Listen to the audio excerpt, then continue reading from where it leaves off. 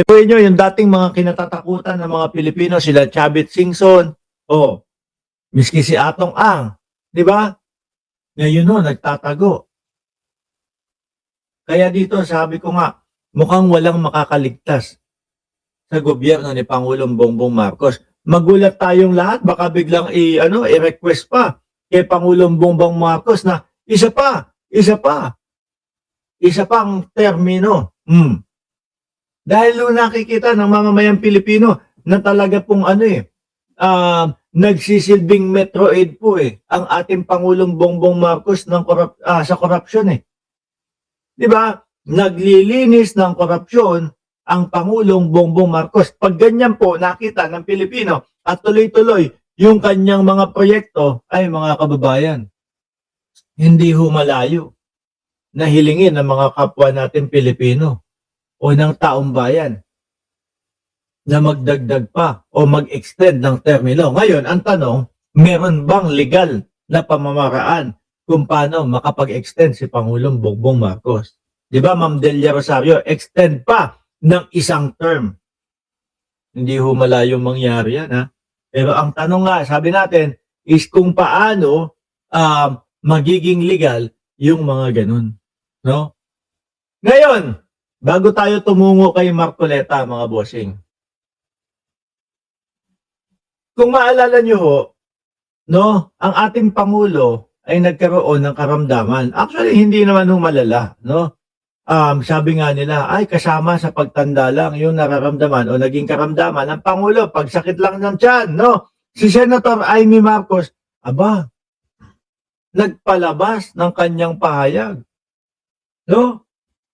Ramdam na ramdam mo yung kaplastikan na pagmamahal niya sa kanyang kapatid na si Pangulong Bongbong Marcos. Hindi. Yun po yung talagang basa ko kay Senator Amy Marcos Kaplastikan, no, mga bossing, yung paglalabas niya. Wala na kasing nag-aalaga sa aking kapatid. Yung tipo bang, yung parang lahat ng nakapaligid kay Pangulong Bongbong Marcos ay mga salbahe at hindi inaalagaan ang ating Pangulo. Di ba? Kasi ang aking kapatid ganito na. Ngayon naglabas naman ng pahayag. GMA News, Integrated News. Ang Malacanang statement on Senator Amy Marcos remarks about President Ferdinand Marcos Jr.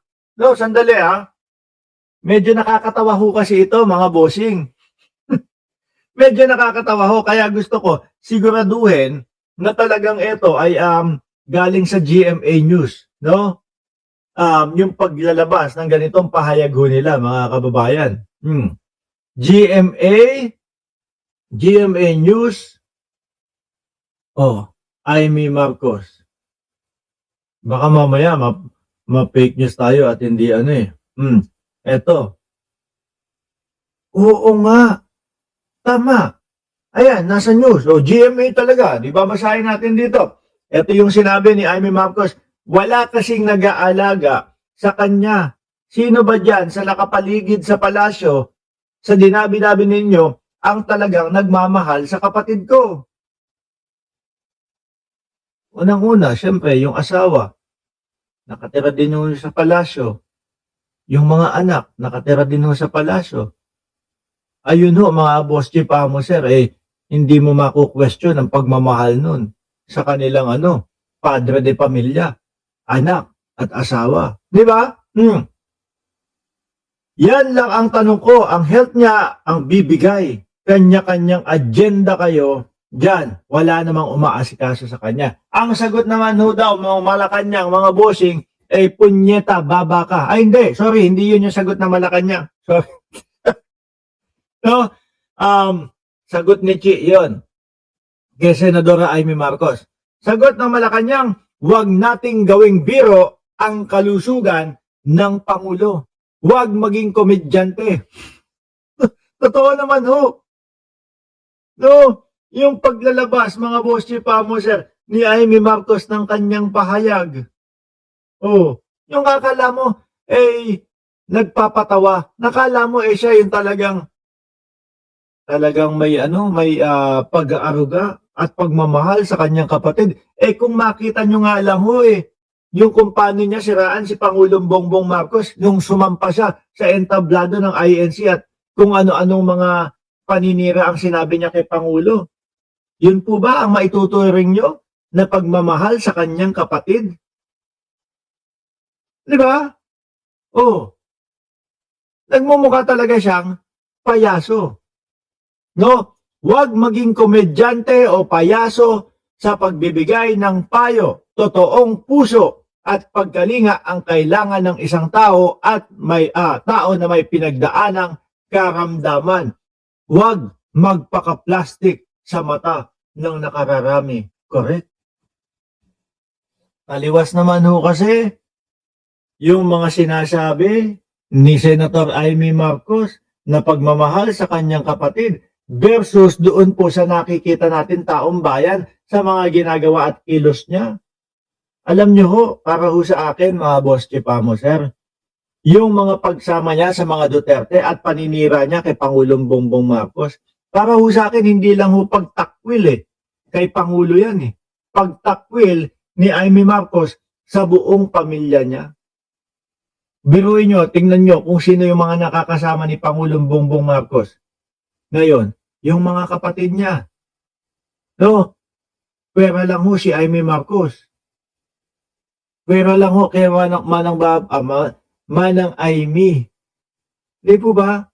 Hindi ako naniniwala. Nakain na ho ng sistema ng Duterte itong si Amy Marcos, mga bossing. No? Simulat sa pool pa lang naman ho Bakit kaya nagkakagano si Manang Amy?